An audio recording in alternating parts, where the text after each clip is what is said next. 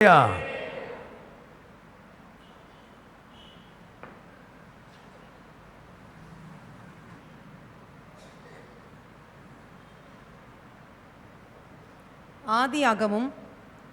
அதிகாரம் 14.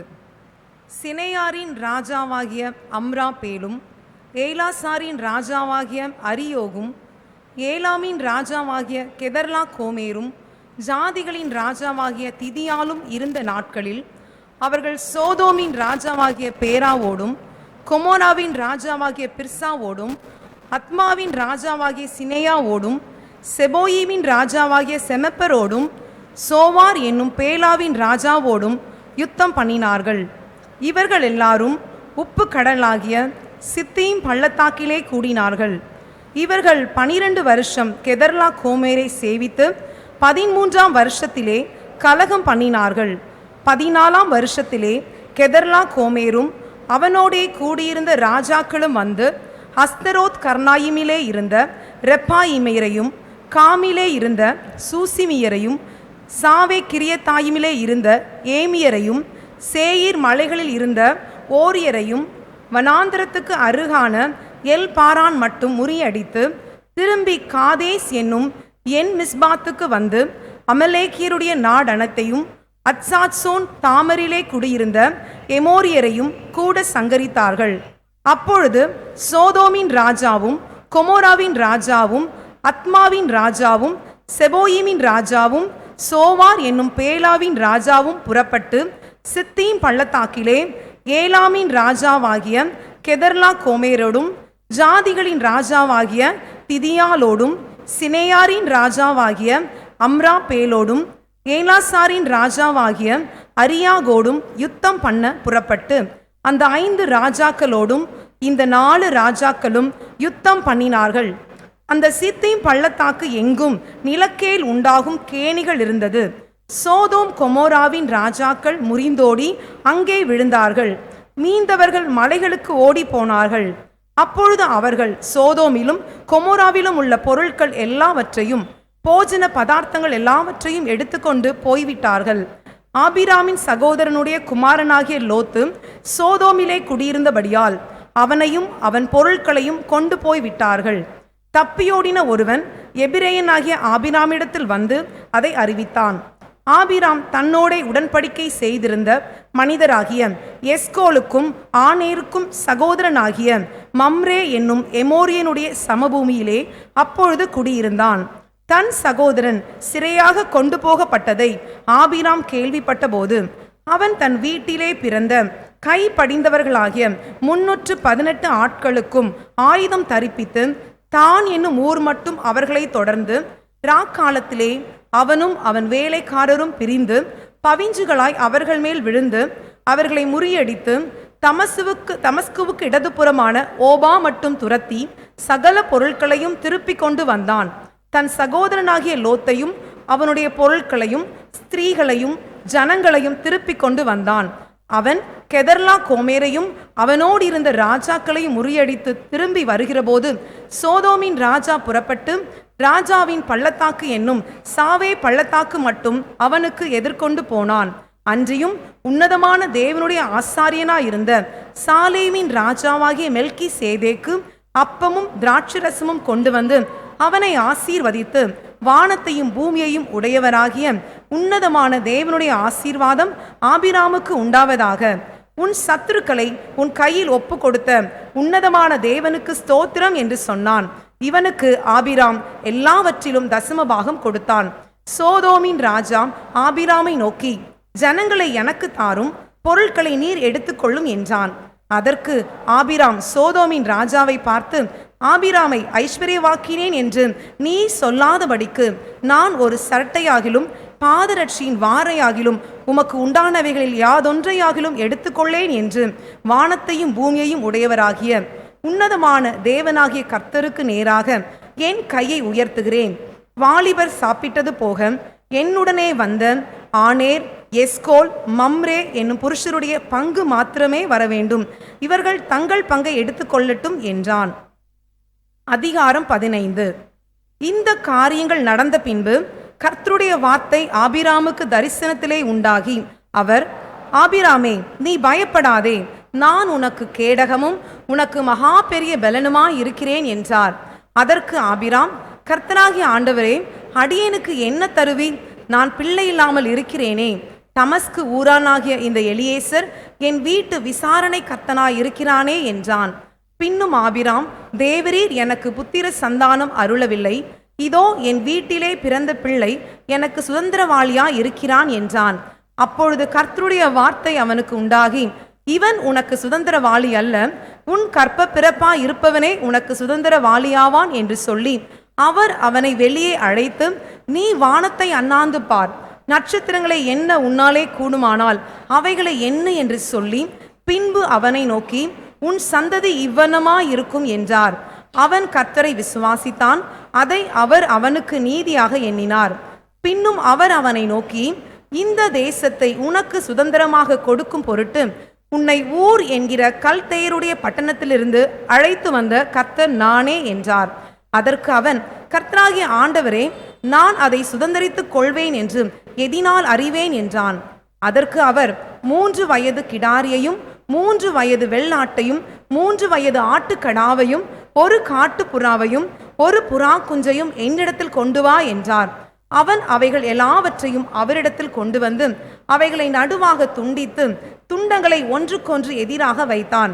பட்சிகளை அவன் துண்டிக்கவில்லை. பறவைகள் அந்த உடல்களின் மேல் இறங்கின. அவைகளை ஆபிராம் துரத்தினான். சூரியன் அஸ்தமிக்கும் போது ஆபிராமுக்கு அயர்ந்த நித்திரை வந்தது. திகிலும் காரிருளும் அவனை மூடிக்கொண்டது.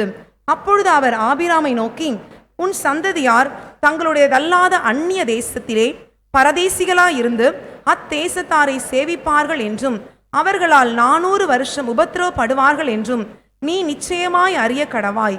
இவர்கள் சேவிக்கும் ஜாதிகளை நான் நியாயம் தீர்ப்பேன். பின்பு மிகுந்த பொருட்களுடனே புறப்பட்டு வருவார்கள். நீ சமாதானத்தோடே உன் பிதாக்களிடத்தில் சேருவாய். நல்ல முதிர் வயதிலே அடக்கம் பண்ணப்படுவாய். 4ஆம் தலைமுறையிலே அவர்கள் இவ்விடத்துக்கு திரும்ப வருவார்கள். ஏனென்றால் எமோரியருடைய அக்கிரமம் இன்னும் நிறைவாகவில்லை என்றார். சூரியன் அஸ்தமித்து காரிருள் உண்டான பின்பு இதோ புகைகிற சூளையும் அந்த துண்டங்களின் நடுவே கடந்து போகிற அக்கினி ஜுவாலையும் தோன்றின. அந்நாளிலே கர்த்தர் ஆபிராமோடே உடன்படிக்கை பண்ணி எகிப்து நதி துவக்கி ஐப்ராத் நதி என்னும் பெரிய நதி மட்டும் உள்ளதும் கேனியரும் கெனிசியரும் கத்மோனியரும் ஏத்தியரும் பெரிசியரும் ரெப்பாயிமியரும் எமோரியரும் கானானியரும் கிர்காசியரும் எபூசியரும் என்பவர்கள் இருக்கிறதுமான இந்த தேசத்தை உன் சந்ததிக்கு கொடுத்தேன் என்றார். அதிகாரம் 16. ஆபிராமுடைய மனைவியாகிய சாராய்க்கு பிள்ளை இல்லாதிருந்தது. எகிப்து தேசத்தாலாகிய ஆகார் என்னும் பெயர் கொண்ட ஒரு அடிமை பெண் அவளுக்கு இருந்தாள். சாராய் ஆபிராமை நோக்கி, நான் பிள்ளை பெறாதபடிக்கு கர்த்தர் என் கற்பத்தை அடைத்திருக்கிறார், என் அடிமை பெண்ணோடே சேரும், ஒருவேளை அவளால் என் வீடு கட்டப்படும் என்றாள். சாராயின் வார்த்தைக்கு ஆபிராம் செவி கொடுத்தான். ஆபிராம் கானான் தேசத்தில் 10 வருஷம் குடியிருந்த பின்பு ஆபிராமின் மனைவியாகிய சாராய் எகிப்து தேசத்தாலான தன் அடிமை பெண்ணாகிய ஆகாரை அழைத்து அவளை தன் புருஷனாகிய ஆபிராமுக்கு மறுமனையாட்டியாக கொடுத்தாள். அவன் ஆகாரோடே சேர்ந்தபோது அவள் கற்பந்தரித்தாள். அவள் தான் கற்பவதியானதை கண்டபோது தன் நாச்சியாரை அற்பமாக எண்ணினாள். அப்பொழுது சாராய் ஆபிராமை நோக்கி, எனக்கு நேரிட்ட அநியாயம் உமது மேல் சுமரும். என் அடிமை பெண்ணை உம்முடைய மடியிலே கொடுத்தேன். அவள் தான் கற்பவதியானதை கண்டு என்னை அற்பமாக எண்ணுகிறாள். கர்த்தர் எனக்கும் உமக்கும் நடுநின்று நியாயம் தீர்ப்பாராக என்றாள். அதற்கு ஆபிராம் சாராயை நோக்கி, இதோ உன் அடிமை பெண் உன் கைக்குள் இருக்கிறாள், உன் பார்வைக்கு நலமானபடி அவளுக்கு செய் என்றான். அப்பொழுது சாராய் அவளை கடினமாய் நடத்தினபடியால் அவள் அவளை விட்டு ஓடி போனாள்.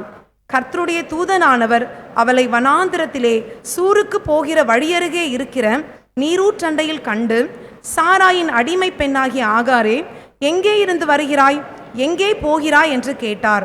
அவள், நான் என் நாச்சியாராகிய சாராயை விட்டு ஓடி போகிறேன் என்றாள். அப்பொழுது கர்த்தருடைய தூதனானவர், நீ உன் நாச்சியார் அண்டைக்கு திரும்பி போய் அவள் கையின் கீழ் அடங்கியிரு என்றார். பின்னும் கர்த்தருடைய தூதனானவர் அவளை நோக்கி, உன் சந்ததியை மிகவும் பெருக பண்ணுவேன், அது பெருகி எண்ணி முடியாததா இருக்கும் என்றார். பின்னும் கர்த்தருடைய தூதனானவர் அவளை நோக்கி, நீ கற்பவதியாயிருக்கிறாய், ஒரு குமாரனை பெறுவாய், கர்த்தர் உன் அங்கலாய்ப்பை கேட்டபடியினால் அவனுக்கு இஸ்மவேல் என்று பெயரிடுவாயாக. அவன் துஷ்ட மனுஷனாயிருப்பான். அவன் கை எல்லாருக்கும் விரோதமாகவும் எல்லாருடைய கையும் அவனுக்கு விரோதமாகவும் இருக்கும். தன் சகோதரர் எல்லாருக்கும் எதிராக குடியிருப்பான் என்றார். அப்பொழுது அவள், என்னை காண்பவரை நானும் இவ்விடத்தில் கண்டேன் அல்லவா என்று சொல்லி தன்னோடே பேசின கர்த்தருக்கு நீர் என்னை காண்கிற தேவன் என்று பெயரிட்டாள். ஆகையால் அந்த துறவு பெயர் லகாய் ரோயி எனப்பட்டது. அது காதேசுக்கும் பாரேத்துக்கும் நடுவே இருக்கிறது. ஆகார் ஆபிராமுக்கு ஒரு குமாரனை பெற்றால், ஆபிராம் ஆகார் பெற்ற தன் குமாரனுக்கு இஸ்மவேல் என்று பெயரிட்டான். ஆகார் ஆபிராமுக்கு இஸ்மவேலை பெற்றபோது ஆபிராம் 86 வயதாயிருந்தான். அதிகாரம் 17. ஆபிராம் 99 வயதான போது கர்த்தர் ஆபிராமுக்கு தரிசனமாகி, நான் சர்வ வல்லமையுள்ள தேவன், நீ எனக்கு முன்பாக நடந்து கொண்டு உத்தமனாயிரு. நான் உனக்கும் எனக்கும் நடுவாக என் உடன்படிக்கையை ஏற்படுத்தி உன்னை மிகவும் திரளாய் பெருக பண்ணுவேன் என்றார். அப்பொழுது ஆபிராம் முகங்குப்புற விழுந்து வணங்கினான். தேவன் அவனோடே பேசி, நான் உன்னோடே பண்ணுகிற என் உடன்படிக்கை என்னவென்றால், நீ திரளான ஜாதிகளுக்கு தகப்பனாவாய். இனி உன் பேர் ஆபிராம் என்னப்படாமல் நான் உன்னை திரளான ஜாதிகளுக்கு தகப்பனாக ஏற்படுத்தினபடியால் உன் பேர் ஆபிரகாம் என்னப்படும். உன்னை மிகவும் அதிகமாய் பழுக பண்ணி உன்னிலே ஜாதிகளை உண்டாக்குவேன். உன்னிடத்திலிருந்து ராஜாக்கள் தோன்றுவார்கள். உனக்கும் உனக்கு பின்வரும் உன் சந்ததிக்கும் நான் தேவனாயிருக்கும்படி எனக்கும் உனக்கும் உனக்கு பின் தலைமுறை தலைமுறையாக வரும் உன் சந்ததிக்கும் நடுவே என் உடன்படிக்கையை நித்திய உடன்படிக்கையாக ஸ்தாபிப்பேன். நீ பரதேசியாய் தங்கி வருகிற கானான் தேசம் முழுவதையும் உனக்கும் உனக்கு பின்வரும் உன் சந்ததிக்கும் நித்திய சுதந்திரமாக கொடுத்து நான் அவர்களுக்கு தேவனாயிருப்பேன் என்றார். பின்னும் தேவன் ஆபிரகாமை நோக்கி, இப்பொழுது நீயும் உனக்கு பின் தலைமுறை தலைமுறையாக வரும் உன் சந்ததியும் என் உடன்படிக்கையை கை கொள்ளுங்கள். எனக்கும் உங்களுக்கும் உனக்கு பின்வரும் உன் சந்ததிக்கும் நடுவே உண்டாகிறதும் நீங்கள் கை கொள்ள வேண்டியதுமான என் உடன்படிக்கை என்னவென்றால், உங்களுக்குள் பிறக்கும் சகல ஆண் பிள்ளைகளும் விருத்த சேதனம் பண்ணப்பட வேண்டும். உங்கள் நுனித்தோலின் மாம்சத்தை விருத்த சேதனம் பண்ண கடவீர்கள். அது எனக்கும் உங்களுக்கும் உள்ள உடன்படிக்கைக்கு அடையாளமாயிருக்கும். உங்களில் தலைமுறை தலைமுறையாக பிறக்கும் ஆண் பிள்ளைகளை எல்லாம் 8ஆம் நாளிலே விருத்த சேதனம் பண்ணப்பட வேண்டும். வீட்டிலே பிறந்த பிள்ளையும் உன் வித்தல்லாத அந்நியனிடத்தில் பணத்திற்கு கொல்லப்பட்ட எந்த பிள்ளையும் அப்படியே விருத்த சேதனம் பண்ணப்பட வேண்டும். உன் வீட்டிலே பிறந்த பிள்ளையும் உன் பணத்திற்கு கொல்லப்பட்டவனும் விருத்த சேதனம் பண்ணப்பட வேண்டியது அவசியம். இப்படி என் உடன்படிக்கை உங்கள் மாம்சத்திலே நித்திய உடன்படிக்கையாக இருக்க கடவது. நுனித்தோலின் மாம்சம் விருத்த சேதனம் பண்ணப்படாதிருக்கிற நுனித்தோலுள்ள ஆண் பிள்ளையாயிருந்தால் அந்த ஆத்துமா என் உடன்படிக்கையை மீறினபடியால் தன் ஜனத்தில் இராதபடிக்கு அறுப்புண்டு போவான் என்றார். பின்னும் தேவன் ஆபிரகாமை நோக்கி, உன் மனைவி சாராயை இனி சாரா என்று அழையாதிருப்பாயாக. சாராள் என்பது அவளுக்கு பேராயிருக்கும். நான் அவளை ஆசீர்வதித்து அவளாலே உனக்கு ஒரு குமாரனையும் தருவேன். அவள் ஜாதிகளுக்கு தாயாகவும் அவளாலே ஜாதிகளின் ராஜாக்கள் உண்டாகவும் அவளை ஆசீர்வதிப்பேன் என்றார். அப்பொழுது ஆபிரகாம் முகங்குப்புற விழுந்து நகைத்து, 100 வயதானவனுக்கு பிள்ளை பிறக்குமோ, 90 வயதான சாரால் பிள்ளை பெறுவாளோ என்று தன் இருதயத்திலே சொல்லிக்கொண்டு, இஸ்மவேல் உமக்கு முன்பாக பிழைப்பானாக என்று ஆபிரகாம் தேவனிடத்தில் விண்ணப்பம் பண்ணினான். அப்பொழுது தேவன், உன் மனைவியாகிய சாரால் நிச்சயமாய் உனக்கு ஒரு குமாரனை பெறுவாள். அவனுக்கு ஈசாக்கு என்று பெயரிடுவாயாக.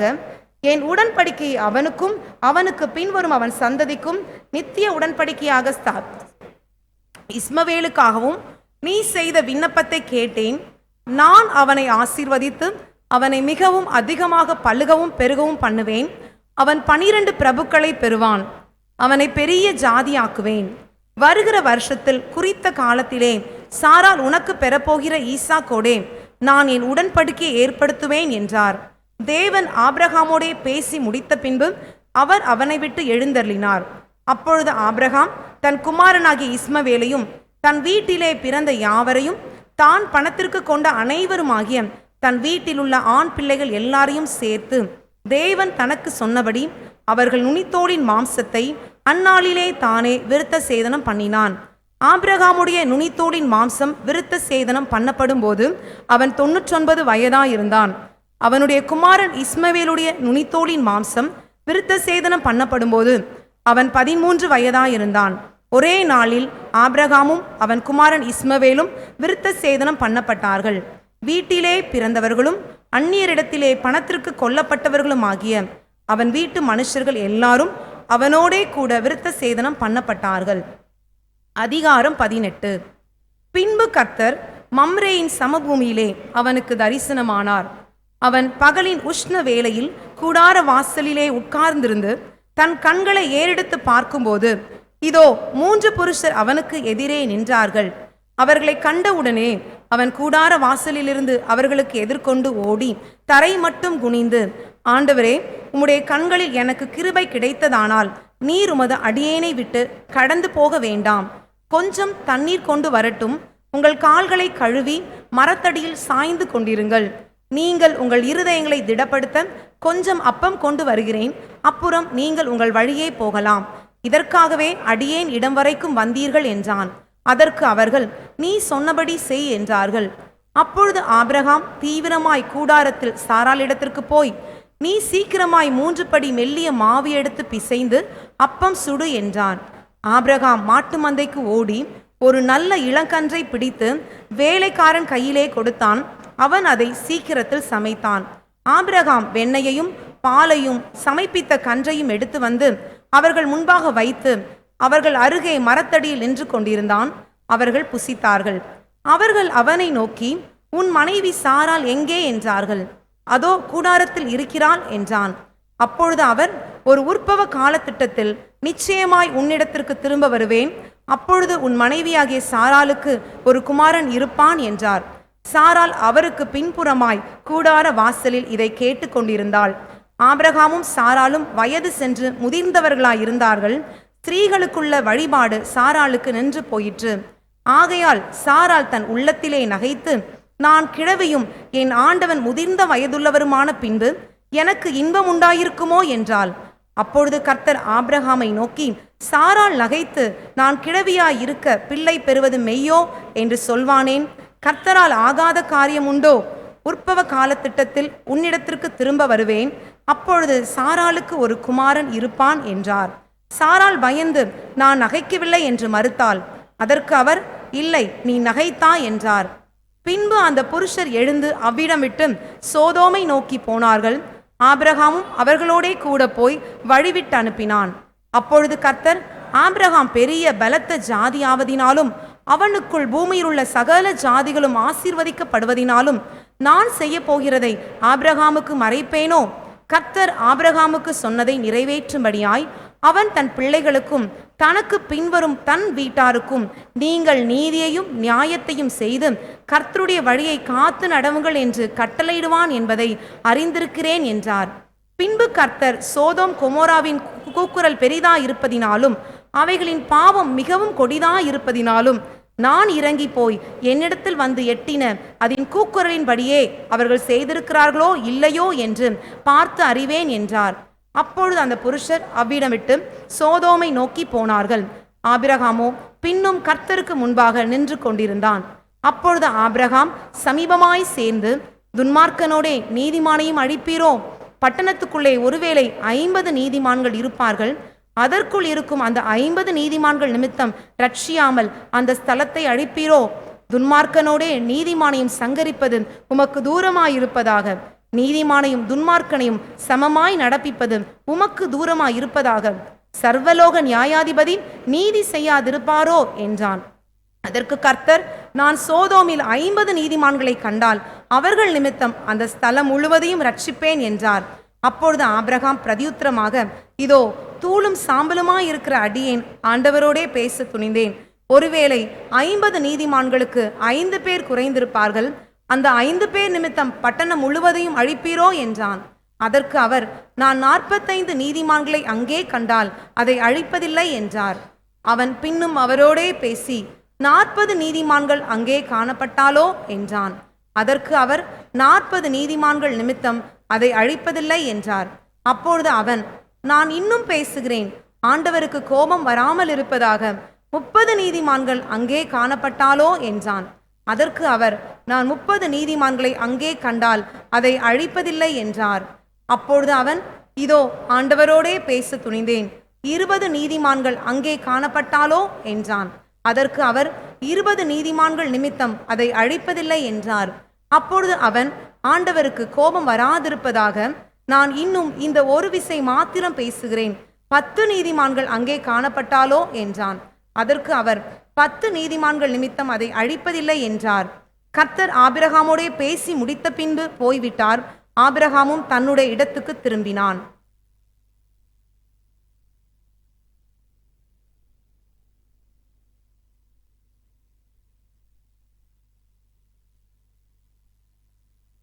அதிகாரம் 19. அந்த 2 தூதரும் சாயங்காலத்திலே சோதோமுக்கு வந்தார்கள். லோத்து சோதோமின் வாசலிலே உட்கார்ந்திருந்தான். அவர்களை கண்டு லோத்து எழுந்து எதிர்கொண்டு தரை மட்டும் குனிந்து, ஆண்டவன்மார்களே, அடியனுடைய வீட்டு முகமாய் நீங்கள் திரும்பி உங்கள் கால்களை கழுவி ராத்தங்கி காலையிலே எழுந்து பிரயாணப்பட்டு போகலாம் என்றான். அதற்கு அப்படியல்ல, வீதியிலே ராத்தங்குவோம் என்றார்கள். அவன் அவர்களை மிகவும் வருந்தி கேட்டுக்கொண்டான். அப்பொழுது அவனிடத்திற்கு திரும்பி அவன் வீட்டுக்குள் பிரவேசித்தார்கள். அவன் புளிப்பில்லாத அப்பங்களை சுட்டு அவர்களுக்கு விருந்து பண்ணினான். அவர்கள் புசித்தார்கள். அவர்கள் படுக்கும் முன்னே சோதோம் பட்டணத்து மனிதர்களாகிய வாலிபர் முதல் கிழவர் மலமற்ற ஜனங்கள் அவர்களை அனைவரும் நானா திசையிலிருந்து வந்து வீட்டை சூழ்ந்து கொண்டு லோத்தை கூப்பிட்டு, இந்த ராத்திரியிலே உன்னிடத்தில் வந்த மனுஷர் எங்கே? நாங்கள் அவர்களை அறியும்படி அவர்களை என்னிடத்திற்கு வெளியே கொண்டு வாருங்கள் என்றார். அப்பொழுது லோத்து வாசலுக்கு வெளியே வந்து தனக்கு பின்னாலே கதவை பூட்டி அவர்களிடத்தில் போய், சகோதரரே, இந்த அக்கிரமம் செய்ய வேண்டாம். இந்த புருஷரை அறியாத 2 குமாரத்திகள் எனக்கு உண்டு. அவர்களை உங்களிடத்திற்கு வெளியே கொண்டு வருகிறேன். அவர்களுக்கு உங்கள் இஷ்டப்படி செய்யுங்கள். இந்த புருஷர் என் கூரையின் கீழே வந்தபடியால் இவர்களுக்கு மாத்திரம் ஒன்றும் செய்ய வேண்டாம் என்றான். அதற்கு அவர்கள், அப்பாலே போ, பரதேசியாய் வந்த இவனா நியாயம் பேசுகிறது? இப்பொழுது அவர்களுக்கு செய்வதை பார்க்கிலும் உனக்கு அதிக பொல்லாப்பு செய்வோம் என்று சொல்லி லோத்து என்பவனை மிகவும் நெருக்கி கதவை உடைக்க கிட்டினார்கள். அப்பொழுது அந்த புருஷர்கள் தங்கள் கைகளை வெளியே நீட்டி லோத்தையும் தங்கள் அண்டையில் வீட்டுக்குள் இழுத்து கொண்டு கதவை பூட்டி தெருவாசலில் இருந்த சிறியோரும் பெரியோரும் ஆகிய மனிதருக்கு குருட்டாட்டம் பிடிக்க பண்ணினார்கள். அப்பொழுது அவர்கள் வாசலை தேடி தேடி அழித்து போனார்கள். பின்பு அந்த புருஷர் லோத்தை நோக்கி, இவ்விடத்தில் இன்னும் உனக்கு யார் இருக்கிறார்கள்? மகனாவது உன் குமாரராவது உன் குமாரத்தியாவது பட்டணத்தில் உனக்குரிய எவர்களாவது இருந்தால் அவர்களை இந்த ஸ்தலத்திலிருந்து வெளியே அழைத்து கொண்டு போ. நாங்கள் இந்த ஸ்தலத்தை அழிக்கப் போகிறோம். இவர்கள் கூக்குரல் கர்த்தர் சமூகத்தில் பெரிதாயிருக்கிறது. இதை அழிக்க கர்த்தர் எங்களை அனுப்பினார் என்றார்கள். அப்பொழுது லோத்து புறப்பட்டு தன் குமாரனை விவாகம் பண்ண போகிற தன் மருமக்கள்மாரோடு பேசி, நீங்கள் எழுந்து இந்த ஸ்தலத்தை விட்டு புறப்படுங்கள், கர்த்தர் இந்த பட்டணத்தை அழிக்கப் போகிறார் என்றான். அவர்களுடைய மருமக்களின் பார்வைக்கு அது பரியாசம் பண்ணுகிறதாக கண்டது. கிழக்கு வெளுக்கும் போது கர்த்தருடைய தூதன் லோத்தை நோக்கி, பட்டணத்திற்கு வரும் தண்டனையில் நீ அழியாதபடிக்கு எழுந்து உன் மனைவியையும் இங்கே இருக்கிற உன் 2 குமாரத்திகளையும் அழைத்து கொண்டு போ என்று சொல்லி அவனை துரிதப்படுத்தினார்கள். அவன் தாமதித்து கொண்டு போந்தபோது கர்த்தர் அவன் மேல் வைத்த இரக்கத்தினாலே அந்த புருஷர் அவர்கள் கையையும் அவன் மனைவியின் கையையும் அவன் 2 குமாரத்திகளின் கையையும் பிடித்து அவர்களை பட்டணத்திற்கு வெளியே கொண்டு போய் விட்டார்கள். அவர்களை வெளியே கொண்டு போய் விட்ட பின்பு அவர், உன் ஜீவன் தப்ப ஓடிப்போ, பின்னிட்டு பாராதே, இந்த சமபூமியில் எங்கும் நில்லாதே, நீ அழியாதபடிக்கு மலைக்கு ஓடிப்போ என்றான். அதற்கு லோத்து, அப்படியல்ல ஆண்டவரே, உமது கண்களில் உமது அடியேனுக்கு கிருபை கிடைத்ததே. என் பிராணனை காக்க தேவரீர் எனக்கு செய்த கிருபையை பெரிதாக விளங்க பண்ணினீர். மலைக்கு ஓடிப்போக என்னால் முடியாது. தீங்கு என்னை தொடரும், நான் மரித்து போவேன். அதோ அந்த ஊர் இருக்கிறதே, நான் அதற்கு ஓடி போகத்தக்கதாய் அது கிட்டே இருக்கிறது, சின்னதுமாயிருக்கிறது. என் பிராணன் பிழைக்க நான் அங்கே ஓடி போகட்டும், அது சின்ன ஊர்தானே என்றான்.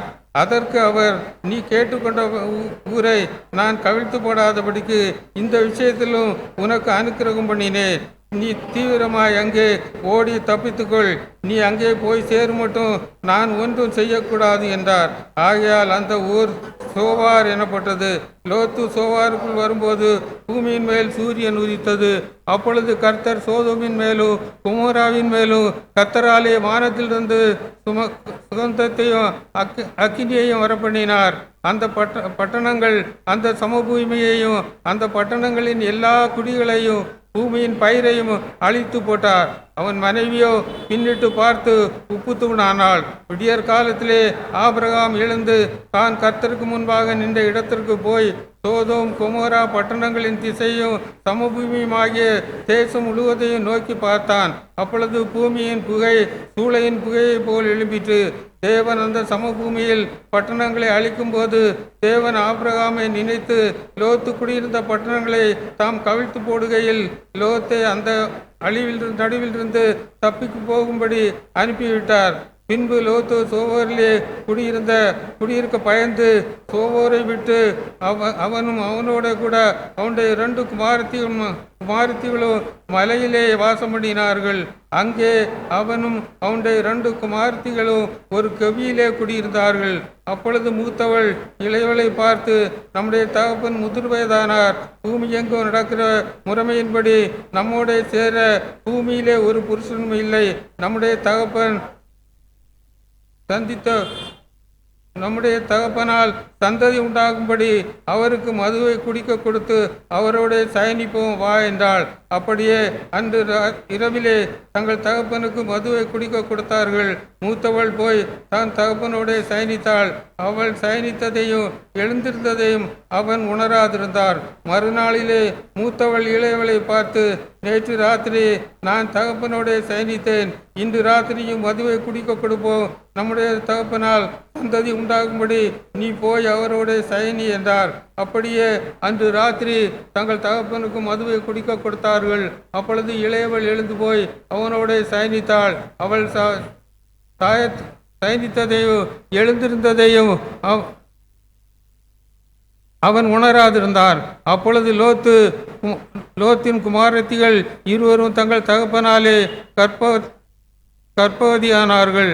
மூத்தவள் ஒரு குமாரனை பெற்று அவனுக்கு மோவாப் என்று பெயரிட்டாள். அவன் இந்நாள் வரைக்கும் இருக்கிற மோவாபியருக்கு தகப்பன். இளையவன் ஒரு குமாரனை பெற்று அவனுக்கு பென்னமி என்று பெயரிட்டான். அவன் இந்நாள் வரைக்கும் இருக்கிற அம்மோன் புத்திரருக்கு தகப்பன். அதிகாரம் 20. ஆபிரகாம் அவிடம் விட்டு தென் தேசத்தில் பிரயாணம் பண்ணி காதேசுக்கும் சூருக்கும் நடுவாக குடியேறி கேராரிலே தங்கினான். அங்கே ஆபிரகாம் தன் மனைவியாகிய சாராளை தன் சகோதரி என்று சொன்னதினாலே சேகாரின் ராஜாவாகிய அபிமெலேக்கு ஆள் அனுப்பி சாராளை அழைப்பித்தான். தேவன் இரவிலே அபிமெலேக்கு சொப்பனத்தில் தோன்றி, நீ அழைப்பித்த ஸ்திரீ நிமித்தம் நீ செத்தாய். அவள் ஒருவனுடைய மனைவியாக இருக்கிறாளே என்றார். அமலேக்கு அவனை ஆகையால் அவள் ஆண்டவனாகிய நீதியுள்ள ஜனங்களை அழிப்பீரோ? நான் தன் சகோதரி என்று அவள் என்னோட சொல்லவில்லையா? அவள் தன் சகோதரி என்று இவளும் சொன்னாளே. உத்தம இருதயத்தோடு சுத்தமான கைகளோடும் இவைகளை செய்தேன் என்று சொன்னான். அப்பொழுது தேவன், உத்தம இருதயத்தோடு நீ இதை செய்தாய் என்று நான் அறிகிறேன். நீ எனக்கு விரோதமாய் பாவம் செய்யாதபடிக்கு உன்னை தடுத்தேன். ஆகையால் நீ அவளை தொடாத நான் உனக்கு இடம் கொடுக்கவில்லை. அந்த மனுஷனுடைய மனைவியை அவனிடத்திற்கு அனுப்பிவிடு. அவன் ஒரு தீர்க்கதரிசி. நீ பிழைக்கும்படி அவன் உனக்காக வேண்டுதல் செய்வான். நீ அவளை அனுப்பிவிடாதிருந்தால் நீயும் உன்னை சேர்ந்த யாவரும் சாகவே சாவீர்கள் என்று அறிவாயாக என்று சொப்பனத்திலே அவனுக்கு சொன்னார். அமலேக்கு அதிகாலையிலே எழுந்து தன் ஊழியக்காரரை நோக்கி ஊழியக்காரரை எல்லாம் அழைப்பித்து இந்த சங்கதிகளை எல்லாம் அவர்கள் கேட்கும்படி சொன்னான். அந்த மனுஷர் மிகவும் பயந்தார்கள். அப்பொழுது அபிமெலேக்கு ஆபிரகாமை அழைத்து, நீ எனக்கு என்ன காரியம் செய்தாய்? நீ என் ராஜ்யத்தின் மேலும் கொடிய பாவமும் சுமக்கப்படுவதற்கு உனக்கு நான் என்ன குற்றம் செய்தேன்? செய்யத்தகாத காரியங்களை என்னிடத்தில் செய்தாயே என்றான். பின்னும் அமலேக்கு ஆபிரகாமை நோக்கி, என்னத்தை கண்டு நீ இந்த காரியத்தை செய்தாய் என்றான். அதற்கு ஆபிரகாம், இவ்விடத்தில் தெய்வ பயம் இல்லை என்றும் என் மனைவி நிமித்தம் என்னை கொன்று போடுவார்கள் என்றும் நான் நினைத்தேன். அவள் என் சகோதரி என்பது மெய்தான். அவள் என் தகப்பனுக்கு குமாரத்தி, என் தாய்க்கு குமாரத்தி அல்ல. அவள் எனக்கு மனைவியானாள். என் தகப்பன் வீட்டை விட்டு தேவன் என்னை தேசாந்திரியாய் திரியும்படி செய்தபோது நான் அவளை நோக்கி, நான் போகும் இடமெல்லாம் நீ என்னை சகோதரன் என்று சொல்வது நீ எனக்கு செய்ய வேண்டிய தயை என்று அவளிடத்தில் சொல்லியிருந்தேன் என்றான். அப்பொழுது அமலேக்கு ஒரு ஆடு மாடுகளை வேலைக்காரியையும் ஆபிரகாமுக்கு கொடுத்து அவன் மனைவியாகிய சாராளையும் அவனிடத்தில் திரும்ப ஒப்புவித்தான். பின்னும் அமலேக்கு, இதோ என் தேசம் உனக்கு முன்பாக இருக்கிறது, உன் பார்வைக்கு சமமான இடத்திலே குடியிரு என்று சொன்னான். பின்பு சாராளை நோக்கி, உன் சகோதரனுக்கு ஆபிரகாம் வெள்ளி கொடுத்தேன், 1000 வெள்ளிக்காசு கொடுத்தேன். இதோ உன்னோடு இருக்கிற எல்லாருக்கும் முன்பாகவும் மற்ற யாவர் முன்பாகவும் இது உன் முகத்துக்கு முக்காடாக கிடவது என்றாள். இப்படி அவள் கடிந்து கொள்ளப்பட்டாள். ஆபிரகாமுடைய மனைவியாகிய சாராள் நிமித்தம் கர்த்தர் அமலேக்குடைய வீட்டாரின் கற்பங்களை அடைத்திருந்தார். ஆபிரகாம் தேவனை நோக்கி வேண்டிக் கொண்டான். அப்பொழுது தேவன் அமலேக்கையும் அவன் மனைவியையும் அவன் வேலைக்காரியையும் குணமாக்கினார், பிள்ளை பெறும்படி அனுக்கிரகம் பண்ணினார்.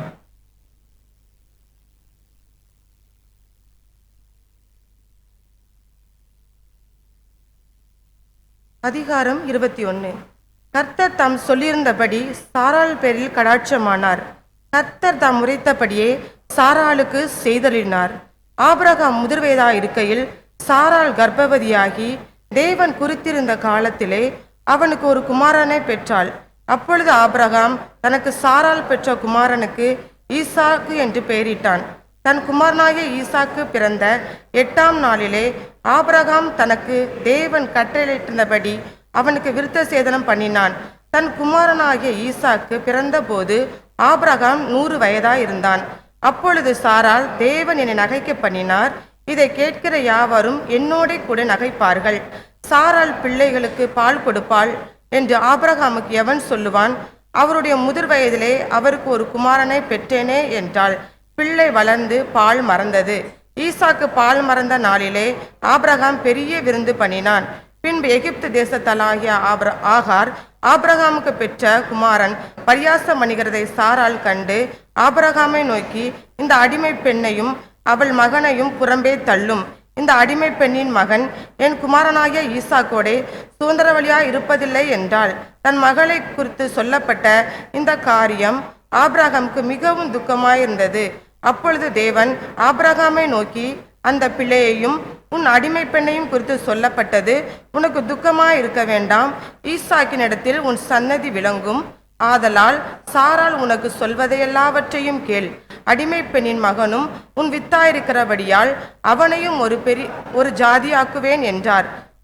ஆபிரகாம் அதிகாலையில் எழுந்து அப்பத்தையும் ஒரு துருத்தி தண்ணீரையும் எடுத்து ஆகாருடைய தோளின் மேல் வைத்து பிள்ளையையும் ஒப்பு கொடுத்து அவளை அனுப்பிவிட்டான். அவள் புறப்பட்டு போய் பேர்சபாவின் வனாந்தரத்திலே அழைந்து திரிந்தாள்.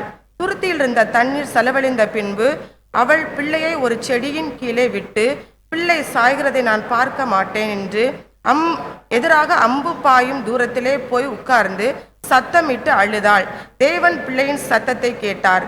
தேவதூதன் வானத்திலிருந்து ஆகாரை கூப்பிட்டு, ஆகாரே, உனக்கு என்ன சம்பவித்தது? பயப்படாதே. பிள்ளை இருக்கும் இடத்தில் தேவன் அவன் சத்தத்தை கேட்டார்.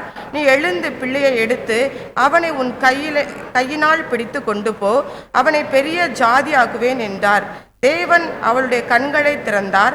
அப்பொழுது அவள் ஒரு தண்ணீர் துறவை கண்டு போய் துருத்தியிலே தண்ணீர் நிரப்பி பிள்ளைக்கு கொடுத்தாள். தேவன் பிள்ளையுடைய இருந்தார். அவன் வளர்ந்து வனாந்திரத்தில் குடியிருந்து வில்வித்தையிலே வல்லவன் ஆனான். அவன் பாரான் வனாந்திரத்திலே குடியிருக்கையில் அவனுடைய தாய் எகிப்து தேசத்தலாகிய ஒரு பெண்ணை அவனுக்கு விவாகம் பண்ணிவித்தாள். அக்காலத்திலே அபிமெலேக்கும் அவன் சேனாதிபதியாகிய பிகோலும் ஆபிரகாமை நோக்கி, நீ செய்கிற காரியங்கள் எல்லாவற்றிலும் தேவன் உன்னோடே இருக்கிறார். ஆகையால் நீ எனக்காவது என் குமாரனுக்காவது என் பேரனுக்காவது வஞ்சனை செய்யாமல் நான் உனக்கு செய்த தயவின்படியே நீ எனக்கும் நீ தங்கியிருக்கிற தேசத்திற்கும் தயவு செய்வேன் என்று இங்கே தேவன் பேரில் எனக்கு ஆணையிட்டு கொடு என்றான். அதற்கு ஆபிரகாம், நான் ஆணையிட்டு கொடுக்கிறேன் என்றான்.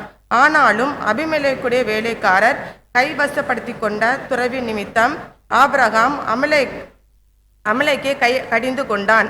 அதற்கு அபிமெலேக்கு, இந்த காரியத்தை செய்தவன் இன்னான் என்று எனக்கு தெரியாது, நீயும் எனக்கு அறிவிக்கவில்லை. இன்று நான் அதை கேட்டதே அன்றி இதற்கு முன் அதை நான் கேள்விப்பட்டதே இல்லை என்றான். அப்பொழுது ஆபிரகாம் ஆடு மாடுகளை கொண்டு வந்து அபிமெலேக்குக்கு கொடுத்தான். அவர்கள் இருவரும் உடன்படிக்கை பண்ணி கொண்டார்கள். ஆபிரகாம் 7 பெண்ணாட்டு குட்டிகளை தனியே நிறுத்தினான்.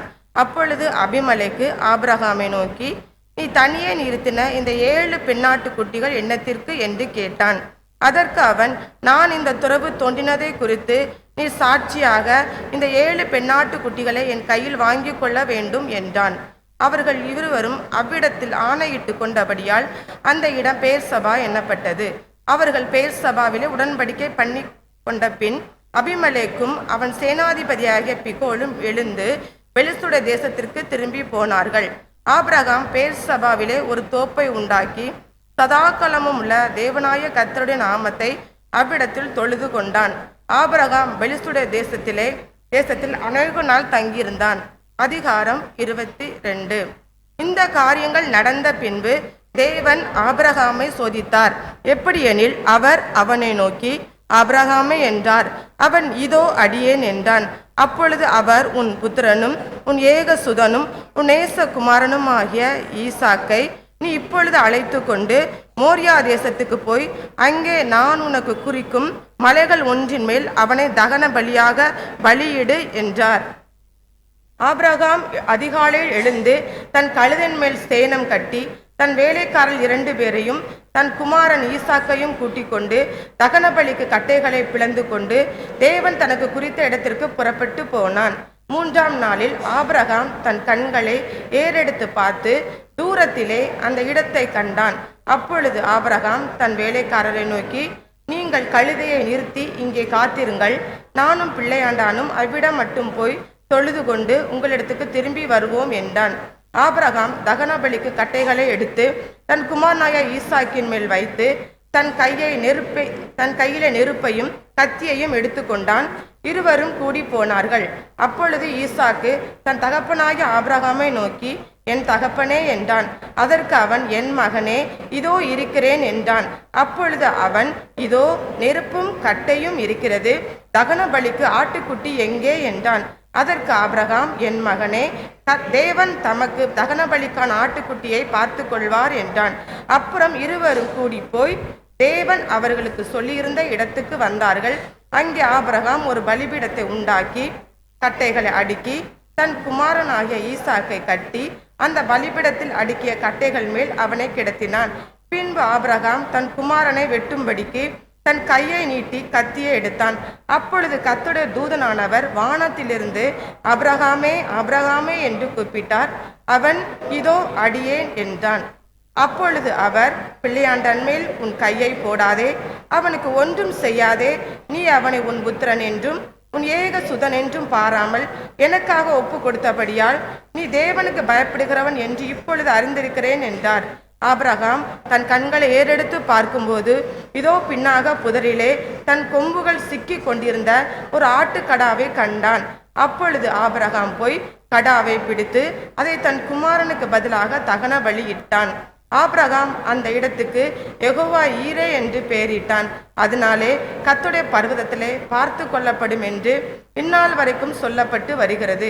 கர்த்தருடைய தூதனானவர் 2ஆம் தரம் வானத்திலிருந்து ஆபிரகாமை நோக்கி, நீ உன் புத்திரன் என்றும் உன் ஏக சுதன் என்றும் பாராமல் அவனை ஒப்பு கொடுத்து இந்த காரியத்தை செய்தபடியால் நான் உன்னை ஆசிர்வதிக்கவே ஆசிர்வதித்து உன் சன்னதியை வானத்து நட்சத்திரங்களைப் போலவும் கடற்கரை மணலைப் போலவும் பெருக பண்ணுவேன் என்றும் உன் சந்ததியார் தங்கள் சத்துருக்களின் வாசலை சுதந்திரித்துக் கொள்வார்கள் என்றும் நீ என் சொல்லுக்கு கீழ்ப்படிந்தபடியால் உன் சந்ததிக்குள் பூமியுள்ள சகல ஜாதிகளும் ஆசீர்வதிக்கப்படும் என்று என் பேரில் ஆணையிட்டேன் என்று கர்த்தர் சொல்லுகிறார் என்றார். ஆபிரகாம் தன் வேலைக்காரரிடத்துக்கு திரும்பி வந்தான். அவர்கள் எழுந்து புறப்பட்டு ஏகமாய் பேர்சபாவுக்கு போனார்கள். ஆபிரகாம் பேர்சபாவிலே குடியிருந்தான். இந்த காரியங்கள் நடந்த பின்பு ஒருவன் ஆபிரகாமிடத்தில் வந்து, பில்காளும் உன் சகோதரனாகிய நாகோருக்கு பிள்ளைகளை பெற்றாள். அவர்கள் யாரென்றால், முதற் பேரான உட்ஸ், அவன் தம்பியாகிய புஸ், ஆபிரகாமுக்கு தகப்பனாகிய கேமுவேல், கேசேத், ஆசோர், பில்தாஸ், இத்லாப், பெத்துவேல் என்பவர்கள். பெத்துவேல் ரெபெக்காளை பெற்றாள் என்று அறிவித்தான். அந்த 8 பேரை பில்காள் ஆபிரகாமுடைய சகோதரனாகிய நாகோருக்கு பெற்றாள். ரேயுமால் என்னும் பெயர் கொண்ட அவனுடைய மறுமனையாட்டியும் தேவா, காகாம், தாகாஸ், மாகா என்பவர்களை பெற்றாள். அதிகாரம் 23. சாராள் 127 வருஷம் உயிரோடு இருந்தாள். இவ்வளவே சாராளுடைய வயது. கானான் தேசத்திலுள்ள எப்ரோன் என்னும் கீரியாத் அர்பாவிலே சாராள் மரித்தாள். அப்பொழுது ஆபிரகாம் வந்து சாராளுக்காக புலம்பி அழுதான். பின்பு ஆபிரகாம் பிரேதம் இருந்த இடத்திலிருந்து எழுந்து போய் ஏத்தின் புத்திரரோடே பேசி, நான் உங்களிடத்தில் அந்நியனும் பரதேசியுமாய் இருக்கிறேன். என்னிடத்தில் இருக்கிற இந்த பிரேதம் என் கண் முன் இராதபடிக்கு நான் அதை அடக்கம் பண்ணுவதற்கு உங்களிடத்தில் எனக்கு சொந்தமான ஒரு கல்லறை பூமியை தர வேண்டும் என்றான். அதற்கு ஏத்தின் புத்திரர் ஆபிரகாமுக்கு பிரதியுத்தரமாக, எங்கள் ஆண்டவனே, நாங்கள் சொல்லுகிறதை கேளும். எங்களுக்குள்ளே என் மகா பிரபு எங்கள் கல்லறைகளில் முக்கியமானதிலே பிரேதத்தை அடக்கம் பண்ணும். நீர் பிரேதத்தை அடக்கம் பண்ண எங்களில் ஒருவனும் தன் கல்லறையை உமக்கு தடை செய்வதில்லை என்றார்கள். அப்பொழுது ஆபிரகாம் எழுந்திருந்து ஏத்தின் புத்திரராகி அத்தேசத்தாருக்கு வந்தனம் செய்து அவர்களோட பேசி, என்னிடத்தில் இருக்கிற பிரேதம் என் கண்முன் இராதபடிக்கு நான் அதை அடக்கம் பண்ண உங்களுக்கு சம்மதியானால் நீங்கள் என் வார்த்தையை கேட்டு சோகோருடைய குமாரனாகிய எப்ரோன் தன் இல்லத்தின் கடைசியிலே இருக்கிற மக்கபேலா எனப்பட்ட குகையை எனக்கு சொந்தமான கல்லறை பூமியாய் இருக்கும்படி தர வேண்டும் என்று அவரிடத்தில் எனக்காக வேண்டிக் கொள்ளுங்கள். அது பெருமான விலைக்கு அவர் அதை தருவாராக என்றான். எப்ரோன் ஏத்தின் புத்திர நடுவிலே உட்கார்ந்திருந்தான். அப்பொழுது ஏத்தியனாகிய எப்ரோன் தன் ஊர்வாசல் பிரவேசிக்கிற ஏத்தின் புத்திரர் அனைவரும் கேட்க ஆபிரகாமுக்கு பிரதியுத்தரமாக, அப்படியல்ல என் ஆண்டவனே, என் வார்த்தையை கேளும். அந்த நிலத்தை உமக்கு தருகிறேன், அதில் இருக்கும் குகையையும் உமக்கு தருகிறேன். என் ஜனபுத்தருடைய கண்களுக்கு முன்பாக அதை உமக்கு தருகிறேன். உம்மிடத்தில் இருக்கிற பிரேதத்தை அடக்கம் பண்ணும் என்றான். அப்பொழுது ஆபிரகாம் அத்தேசத்தாருக்கு வந்தனம் செய்து தேசத்து ஜனங்கள் கேட்க எப்ரோனை நோக்கி, கொடுக்க உமக்கு மனதாயிருந்தால் என் வார்த்தையை கேளும். இல்லத்தின் விலையை தருகிறேன், என் கையில் அதை வாங்கி கொள்ளும். அப்பொழுது என்னிடத்தில் இருக்கிற பிரேதத்தை அவ்விடத்தில் அடக்கம் பண்ணுவேன் என்றான். அதற்கு எப்ரோன் ஆபிரகாமுக்கு பிரதியுத்தரமாக, என் ஆண்டவனே, நான் சொல்லுகிறதை கேளும். அந்த நிலம் 400 சேக்கல் நிறை வெள்ளி பெறும். எனக்கும் உமக்கும் அது எவ்வளவு காரியம்? நீர் உம்மிடத்தில் இருக்கிற பிரேதத்தை அடக்கம் பண்ணும் என்றான். அப்பொழுது ஆபிரகாம் எப்ரோனின் சொல்லை கேட்டு ஏத்தின் புத்திரருக்கு முன்பாக எப்ரோன் சொன்னபடியே வர்த்தகரிடத்தில் செல்லும்படியான 400 சேக்கல் நிறை வெள்ளியை அவனுக்கு நிறுத்து கொடுத்தான். இந்த பிரகாரம் மம்ரேக்கு எதிரே மக்கபேலாவில் உள்ள எப்ரோனுடைய நிலமாகிய அந்த பூமியும் நிலத்திலுள்ள குகையும் நிலத்தின் எல்லையெங்கும் சூழ்ந்திருக்கிற மரங்கள் அடங்களும் அவனுடைய ஊர் வாசலுக்குள் பிரவேசிக்கும் ஏத்தின் புத்திரர் எல்லாரும் அறிய ஆபிரகாமுக்கு சொந்தமாக உறுதி படுத்தப்பட்டது. அதற்கு பின் ஆபிரகாம் தன் மனைவியாகிய சாராளை கானான் தேசத்தில் எப்ரோன் ஊர் பூமியான மம்ரேக்கு எதிரே இருக்கிற மக்கபேலா எனும் நிலத்தின் குகையிலே அடக்கம் பண்ணினான். இப்படி ஏத்தின் புத்திரர் கையில் கொல்லப்பட்ட அந்த நிலமும் அதிலுள்ள குகையும் ஆபிரகாமுக்கு சொந்த கல்லறை பூமியாக உறுதிப்படுத்தப்பட்டது. அதிகாரம் 24. ஆபிரகாம் வயது சென்று முதிர்ந்த வயதானான். கர்த்தர் ஆபிரகாமை சகல காரியங்களிலும் ஆசீர்வதித்து வந்தார். அப்பொழுது ஆபிரகாம் தன் வீட்டில் உள்ளவர்களில் வயதில் மூத்தவனும் தனக்கு உண்டான எல்லாவற்றிற்கும் அதிகாரியும் ஆகிய தன் ஊழியக்காரனை நோக்கி, நான் குடியிருக்கிற கானானியருடைய குமாரத்திகளில் நீ என் குமாரனுக்கு பெண் கொள்ளாமல் நீ என் தேசத்துக்கும் என் இனத்தாரிடத்திற்கும் போய் என் குமாரனாய ஈசாக்குக்கு பெண் கொள்வேன் என்று வானத்துக்கு தேவனும் பூமிக்கு தேவனுமாயிருக்கிற கர்த்தரின் பேரில் எனக்கு ஆணையிட்டு கொடுக்கும்படிக்கு நீ உன் கையை என் தொடையின் கீழ் வை என்றான். அதற்கு அந்த ஊழியக்காரன், அவ்விடத்து பெண் என் பிள்ளை இந்த தேசத்துக்கு வர மனதில்லாதிருந்தால் நீர் விட்டு வந்த தேசத்திற்கு தானே உம்முடைய குமாரனை மறுபடியும் அழைத்து கொண்டு போக வேண்டுமோ என்று கேட்டான். அதற்கு ஆபிரகாம், நீ என் குமாரனை மறுபடியும் அங்கே அழைத்து கொண்டு போகாதபடி எச்சரிக்கையாயிரு. என்னை என் தகப்பனுடைய வீட்டிலிருந்தும் என் இனத்தால் இருக்கிற தேசத்திலும் இருந்து அழைத்து வந்தவரும் உன் சந்ததிக்கு இந்த தேசத்தை தருவேன் என்று சொல்லி ஆணையிட்டவருமான வானத்துக்கு தேவனாகிய கர்த்தர், நீ அங்கே இருந்து என் குமாரனுக்கு ஒரு பெண்ணை கொண்டு வரும்படிக்கு தம்முடைய தூதனை உனக்கு முன்பாக அனுப்புவார். பெண் உன் பின்னே வர மனதில்லாதிருந்தாலாகில் அப்பொழுது நீ இந்த என் ஆணைக்கு நீங்களாயிருப்பாய். அங்கே மாத்திரம் என் குமாரனை மறுபடியும் அழைத்து கொண்டு போக வேண்டாம் என்றான். அப்பொழுது அந்த ஊழியக்காரன் தன் கையை தன் எஜமானாகிய ஆபிரகாமின் தொடையின் கீழ் வைத்து இந்த காரியத்தை குறித்து அவனுக்கு ஆணையிட்டு கொடுத்தான். பின்பு அந்த ஊழியக்காரன் தன் எஜமானுடைய ஒட்டகங்களில் 10 ஒட்டகங்களை தன்னுடனே கொண்டு போனான். தன் எஜமானுடைய சகலவித உச்சிதமான பொருள்களும் அவன் கையில் இருந்தன. அவன் எழுந்து புறப்பட்டு போய் மெசொப்பொத்தாமியாவிலே நாகோருடைய ஊரில் சேர்ந்து ஊருக்கு புறம்பே ஒரு தண்ணீர் துறவண்டையிலே தண்ணீர் முள்ள ஸ்திரீகள் புறப்படுகிற சாயங்கால வேளையிலே ஒட்டகங்களை மடக்கி தனக்குள்ளே சொல்லிக் கொண்டது என்னவென்றால், என் எஜமானாகிய ஆபிரகாமின் தேவனாகிய கர்த்தாவே, இன்றைக்கு நீர் எனக்கு காரியம் சித்திக்க பண்ணி என் எஜமானாகிய ஆபிரகாமுக்கு தயவு செய்தல்லும். இதோ நான் இந்த தண்ணீர் துறவண்டையில நிற்கிறேன். இந்த ஊராவுடைய பெண்கள் தண்ணீர் மொள்ள புறப்பட்டு வருவார்களே, நான் குடிக்க உன் குடத்தை சாய்க்க வேண்டும் என்று நான் சொல்லும்போது குடி என்றும் உன் ஒட்டகங்களும் குடிக்கும்படி வார்ப்பேன் என்றும் சொல்லும் பெண் எவளோ அவளே நீர் உம்முடைய ஊழியக்காரனாய ஈசாக்குக்கும் நியமித்தவளாயிருக்கவும் என் எஜமானனுக்கு அனுக்கிரகம் செய்தீர் என்று நான் அதனாலே அறியவும் செய்தருளும் என்றான். அவன் இப்படி சொல்லி முடிக்கும் முன்னே இதோ ஆபிரகாமுடைய சகோதரனாகிய நாகோரின் மனைவி மில்காளுடைய குமாரனாயிருக்கிற பெத்துவேலுக்கு பிறந்த ரெபெக்காள் குடத்தை தோள் மேல் வைத்து கொண்டு புறப்பட்டு வந்தாள். அந்த பெண் மகாரூபவதியும் புருஷனை அறியாத கன்னியையுமாயிருந்தாள். அவள் துறவில் இறங்கி தன் குடத்தை நிரப்பிக்கொண்டு ஏறி வந்தாள். அப்பொழுது அந்த ஊழியக்காரன் அவளுக்கு எதிர்கொண்டோடி, உன் குடத்தில் இருக்கிற தண்ணீரில் கொஞ்சம் குடிக்க தர வேண்டும் என்றான்.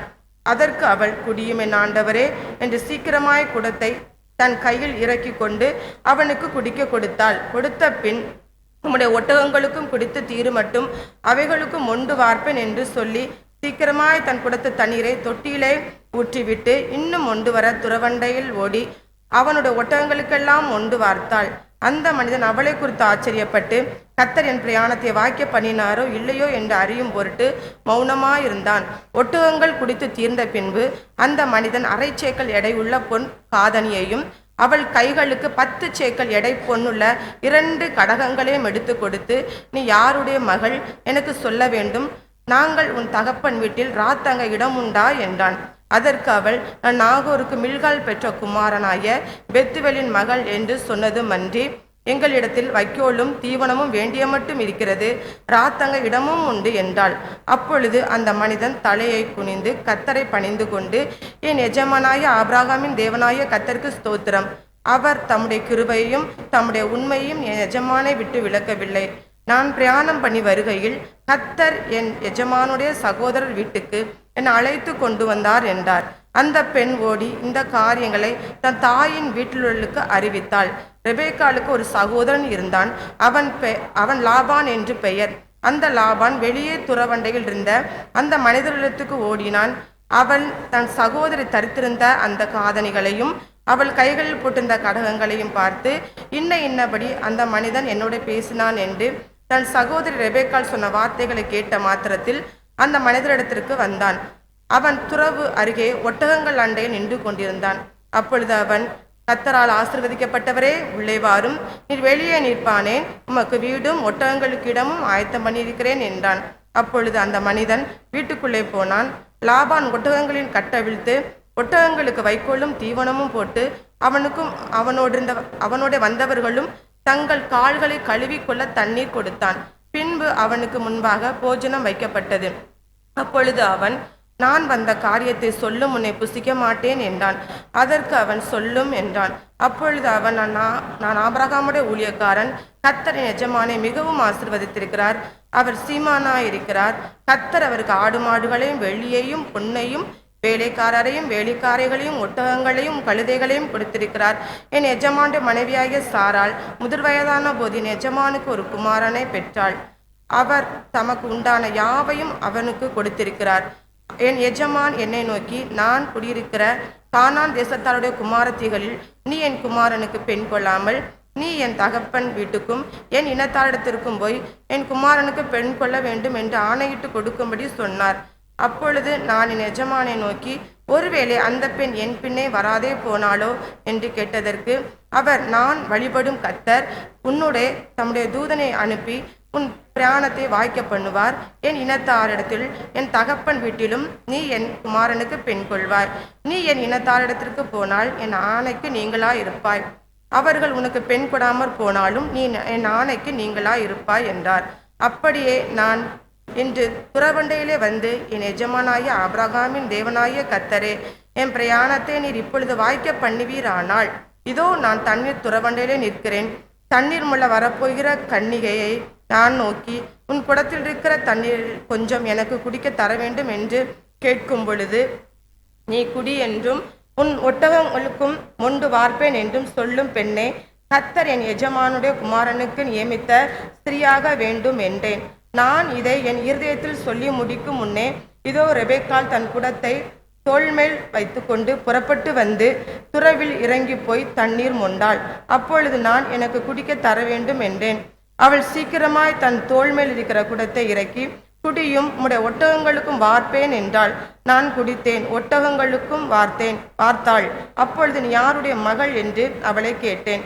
அதற்கு அவள், நான் மில்காள் நாகோருக்கு பெற்ற குமாரனாகிய பெத்துவேலின் மகள் என்றான்.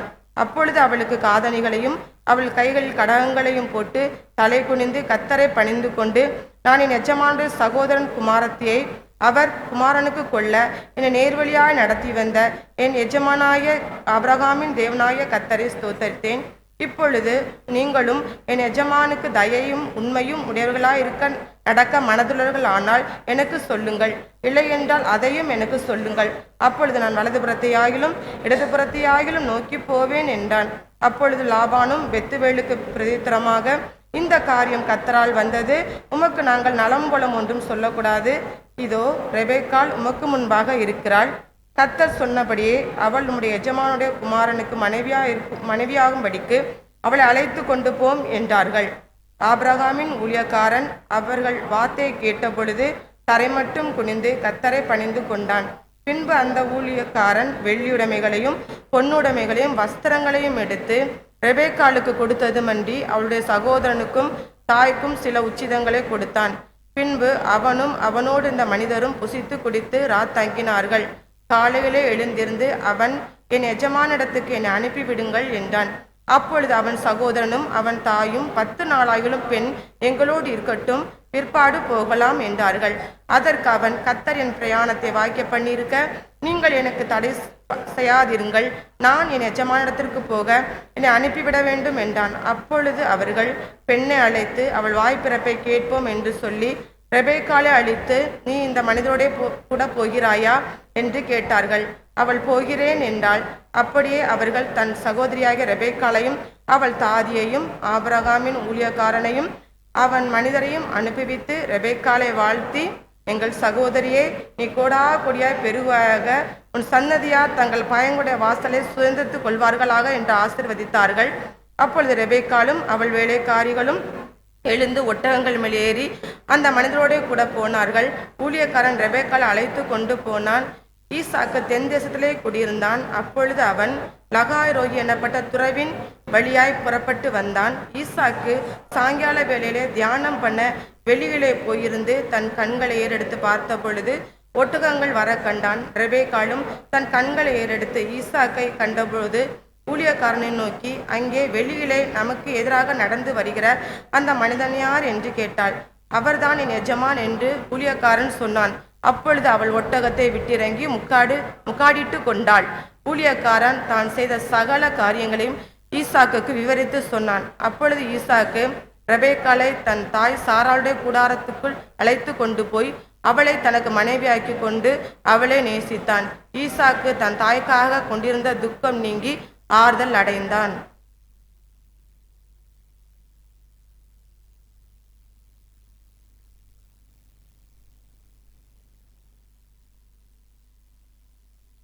கைகளை உயர்த்தி அல்லேலூயா சொல்லுமா. ஹல்லேலூயா, ஹல்லேலூயா.